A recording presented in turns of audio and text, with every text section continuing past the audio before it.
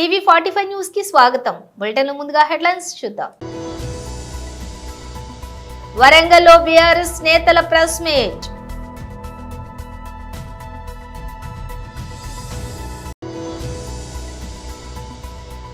బీజేపీలో చేరిన ప్రముఖ నేతలు.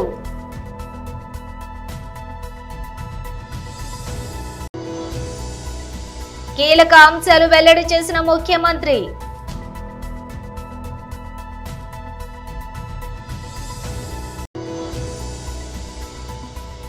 కుంభమేళా మోనాలిసా సరికొత్త మేకోవర్.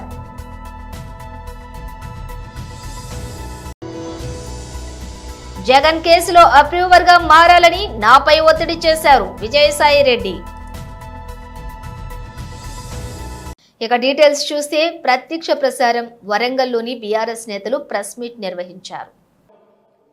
ఎన్నికలు జరుగుతున్నటువంటి సందర్భంలో కాంగ్రెస్ పార్టీ నాయకులు తెలంగాణ ప్రజలను మభ్యపెట్టి అమలు కాని 420 హామీలు ఇచ్చి 6 గ్యారెంటీలతోని ప్రభుత్వం చేపట్టిన తర్వాత 13 నెలల నుంచి కాలయాపన చేస్తున్నారు. వాళ్ళు ఇచ్చినటువంటి సంక్షేమ పథకాలు కొరకు దరఖాస్తు చేసుకోవాలని చెప్పి సర్వేల పేరిట, దరఖాస్తుల పేరిట, గ్రామ సభల పేరిట, వార్డ్ సభల పేరిట కాలయాపన చేస్తూ లబ్ధిదారులందరూ కూడా ఎంతో నమ్మకంతోని, ఆశతోని వాళ్ళు చెప్పినప్పుడల్లా కూలీనాలు చేసుకుంటే వాళ్ళందరూ కూడా కూలీలకు పోకుండా సర్వేలకు హాజరై, సభలకు హాజరై నిరాశ నిస్పృహతోని కాంగ్రెస్ నాయకులను ప్రశ్నిస్తుంటే వారికి జవాబు చెప్పలేని నిస్సహాయ స్థితిలో మంత్రులు, శాసనసభ్యులందరూ కూడా అధికారుల పైన నిన్న మొన్న చూసినాం. 4 రోజుల నుంచి గ్రామ సభలు జరుగుతుంటే కలెక్టర్లను దూషించడం.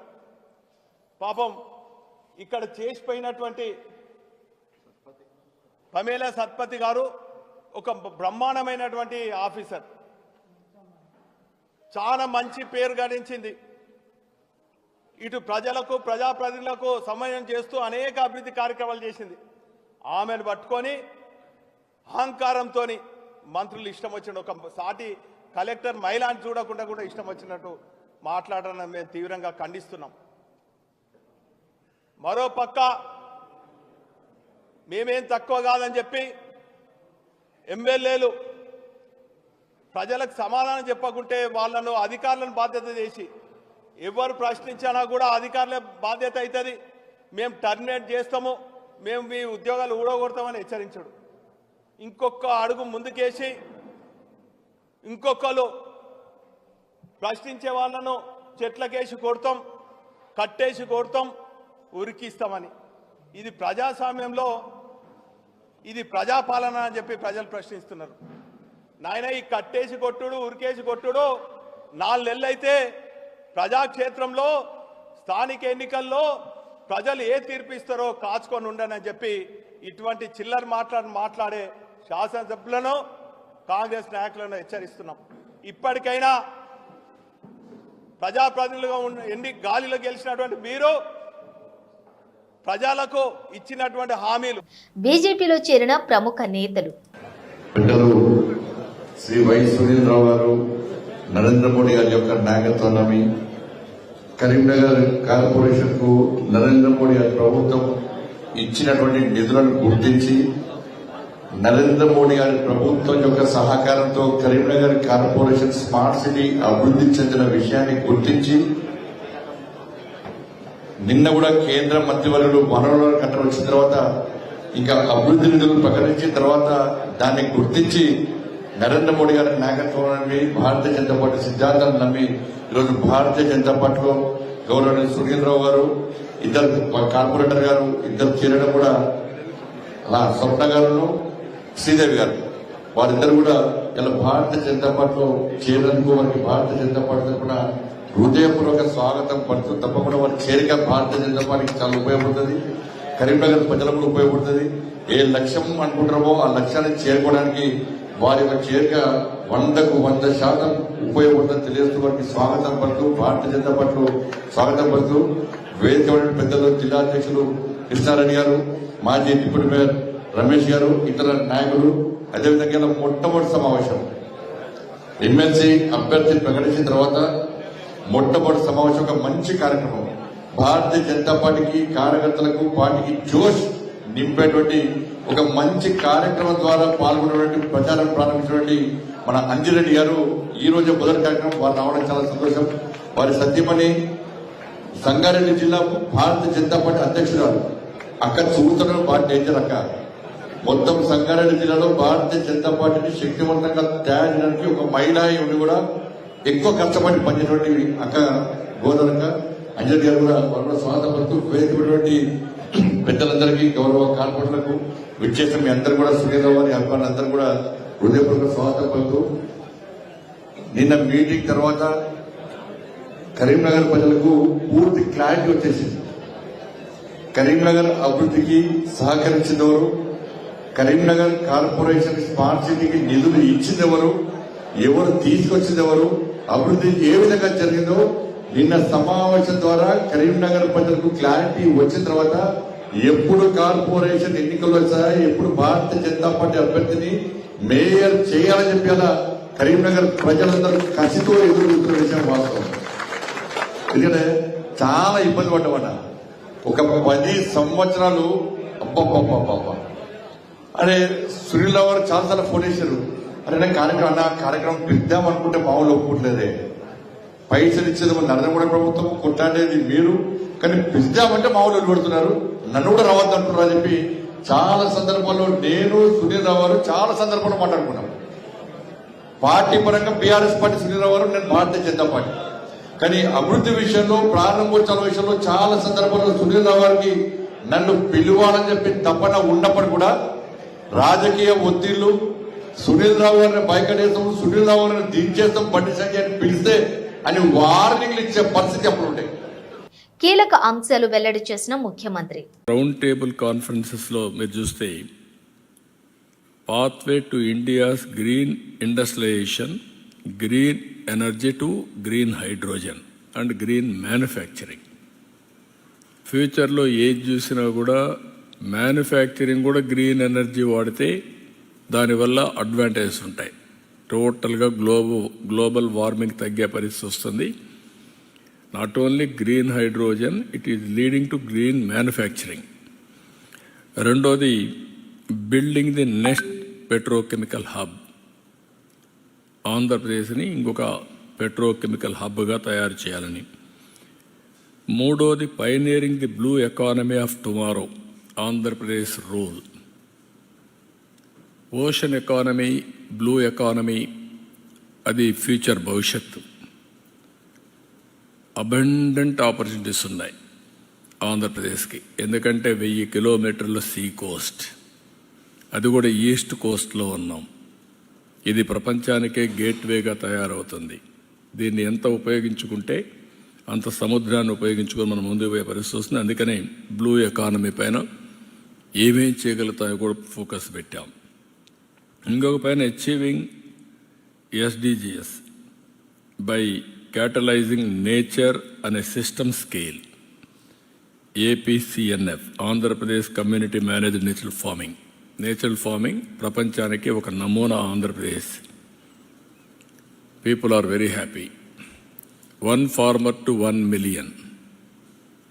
ఈ రోజుకి ఒక వ్యక్తితో స్టార్ట్ చేసి 10 లక్షల ఫార్మర్స్కి రీచ్ అయ్యాం. ఇది రాబోయే 5 ఏళ్లలో 40 లక్షల ఫార్మర్స్కి రీచ్ అయ్యే పరిస్థితి వస్తుంది. ఇది ప్రపంచానికి ఒక నమూనా. ఇక్కడికి వచ్చినప్పుడు నేను కాకుండా మినిస్టర్స్ లోకేష్ కానీ భరత్ కానీ వీళ్ళంతా దగ్గర 37 మీటింగ్స్ చేశారు. 5 రౌండ్ టేబుల్స్ అటెండ్ అయ్యాడు లోకేష్. 4 కాంగ్రెస్ సెషన్స్ కూడా అటెండ్ అయ్యాడు. అంటే వీలైనంత వరకు ఆంధ్రప్రదేశ్ని ప్రపంచ పటంలో పెట్టడం, అదే మరిగా ఎక్కడికక్కడ మేము ఇక్కడుండే అడ్వాంటేజ్ చెప్పడం. నేను ఫస్ట్ టైం మీటింగ్లో మీరు గుర్తుపెట్టుకోవాలి, నేను ఏదైతే ఐటీ బూమ్ చూసినప్పుడు హైదరాబాద్లో మొదటిసారి ఏం చేయాలో మాకు అర్థం కాకుండా series of round table conferences పెట్టి ఫస్ట్ మేము స్టార్ట్ చేసిన ప్రయత్నం మా జర్నీలో ఐటెక్ సిటీ. అది కూడా 2 ఏళ్లని నెగోషియేట్ చేసి 14 నెలల్లో కట్టించాం. LNT one of the best monument కట్టారు. ఇప్పుడు కూడా ఐటీ అంటే ఐటెక్ సిటీ అనేది మొత్తం వచ్చింది. ఇప్పుడు ఐటీ అంటే సైబరాబాద్ కూడా ఒక నగరమే నిర్మాణం చేశాం. దుబాయ్లో వాడు గుర్తు చేశారు నిన్ను, మేము మీడియా సిటీ స్టార్ట్ చేశాం, మీరు సైబరాబాద్ స్టార్ట్ చేశారని. వాళ్ళది ఆ రోజు దుబాయ్ మీడియా సిటీ, ఇక్కడ సైబర్ సిటీ మనం స్టార్ట్ చేశాం.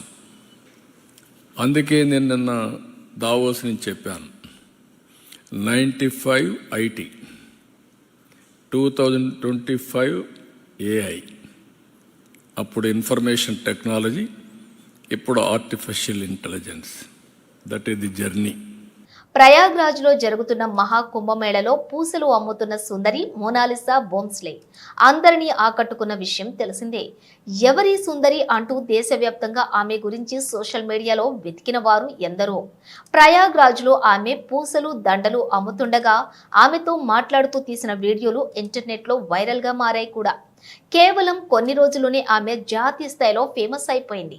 కుంభమేళాకు వెళ్లిన వారు ఆమె ఎక్కడుందనేది తెలుసుకుని వెళ్లి సెల్ఫీలు దిగటం మొదలుపెట్టారు. పెద్ద సంఖ్యలో ఆమె వద్దకు రావటం ఇబ్బందిగా మారింది. పూసలు దండలు అమ్మే పని పక్కన పడిపోయింది. దీనిని తట్టుకోలేక తండ్రి ఆమెను సొంతూరు ఇండోర్కు పంపించేశారనే వార్తలు వెలువడ్డాయి. అలాంటిది ఇప్పుడు మోనాలిసా బోమ్స్లే మరోసారి వైరల్గా మారింది. ఈసారి తమ ఊరిలో ఓ మేకప్ నిపుణురాలి దగ్గర మేకప్ వేయించుకుంటున్న వీడియో తీసి సోషల్ మీడియాలో పెట్టింది. ఎక్స్లో పోస్ట్ చేసిన ఈ వీడియోకు ఇప్పటికే మిలియన్లకు పైగా వ్యూస్ వచ్చాయి. రాజ్యసభ సభ్యత్వానికి విజయసాయిరెడ్డి రాజీనామా చేసిన సంగతి తెలిసిందే. తన రాజీనామా లేఖను రాజ్యసభ చైర్మన్ కు అందజేశారు.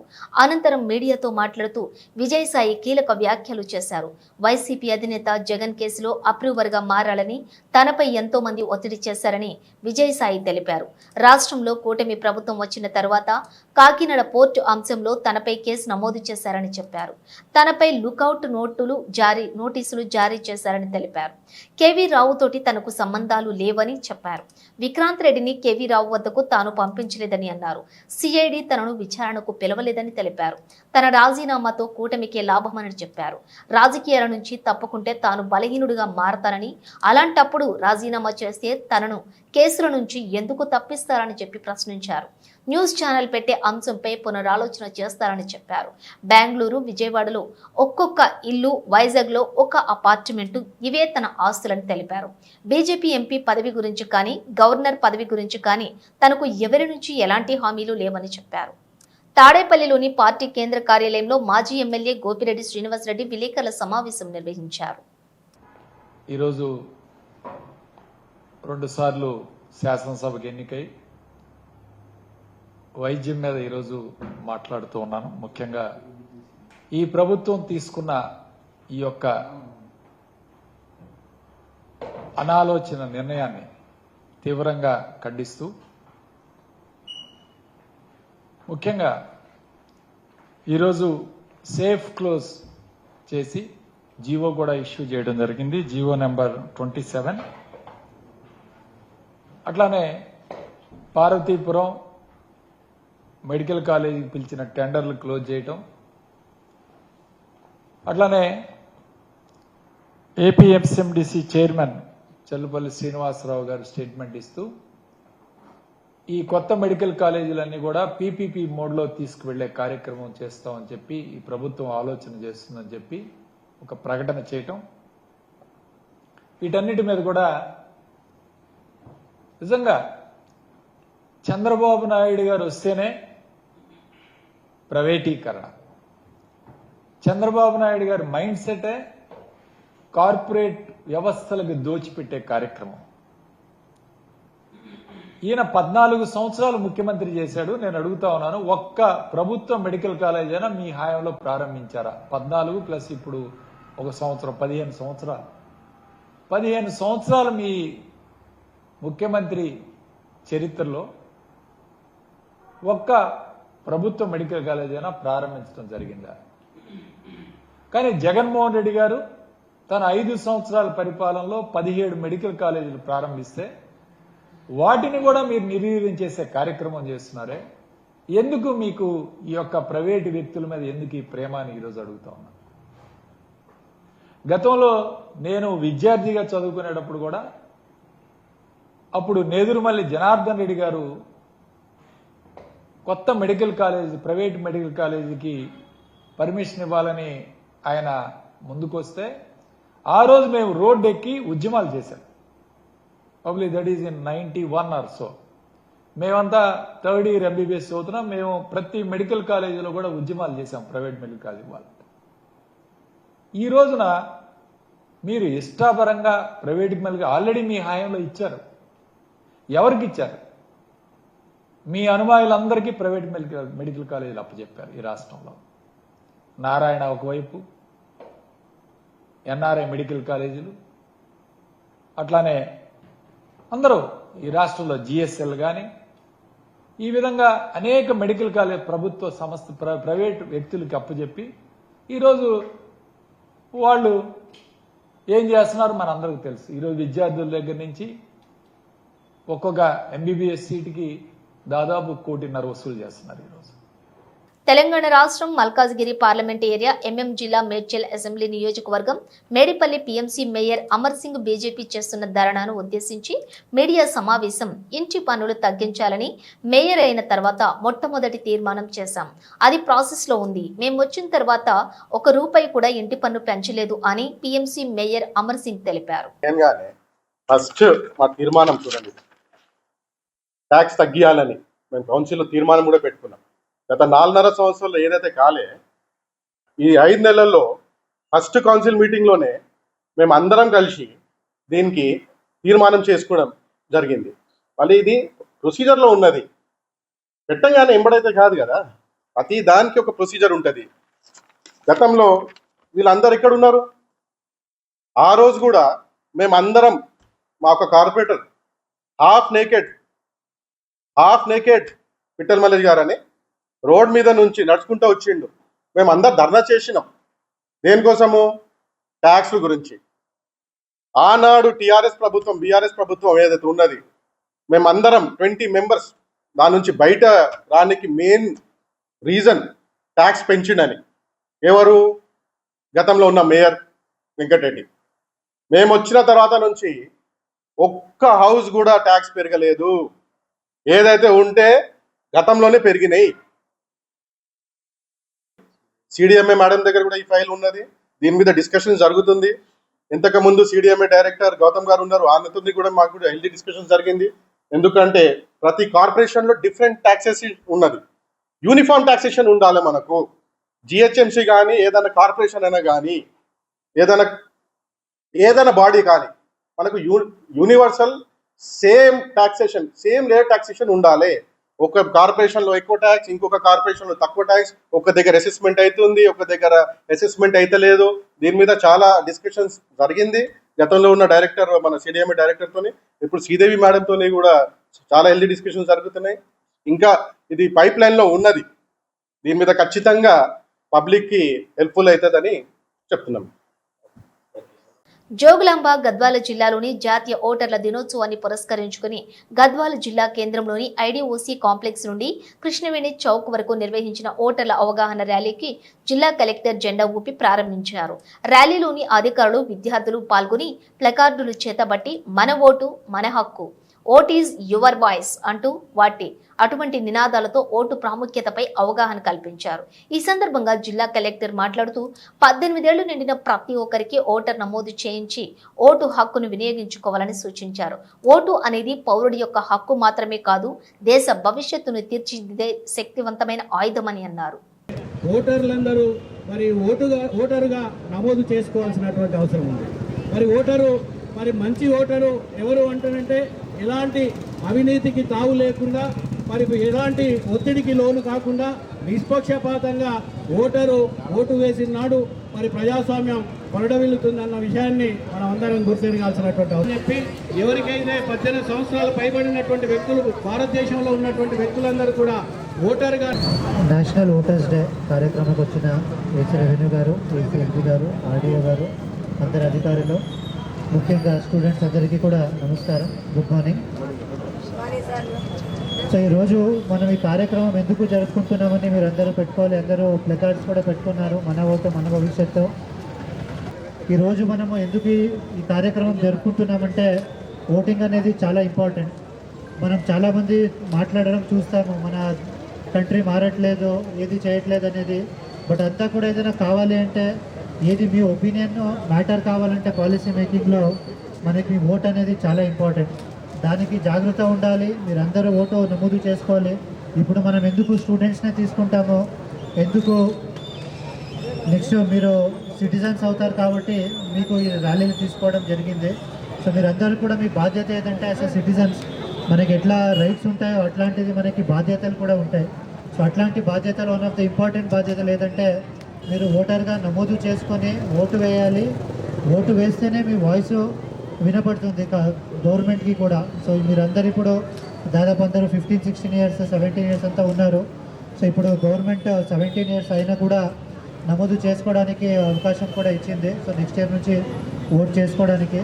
కాబట్టి మీరందరూ ఏం అవగాహన కల్పించుకోవాలంటే ఈ ర్యాలీకి వచ్చి ఇప్పుడు ఆన్లైన్లో కూడా మీకు అందరూ ముందు బిఏలో దగ్గరనే ఫిజికల్గా వెళ్ళి చేసే అవకాశం ఉండేది, ఇప్పుడు కూడా ఉంది.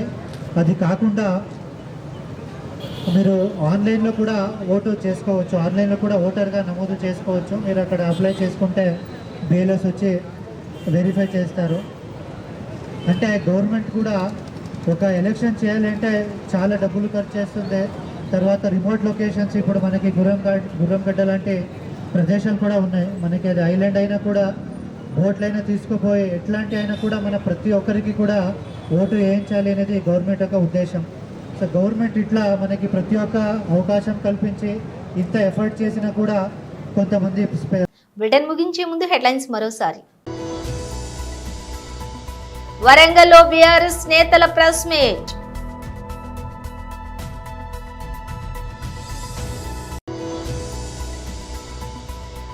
బీజేపీలో చేరిన ప్రముఖ నేతలు.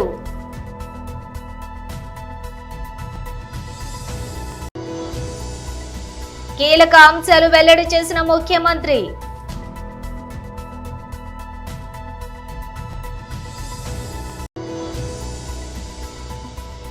కుంభమేళా మోనాలిసా సరికొత్త మేకోవర్.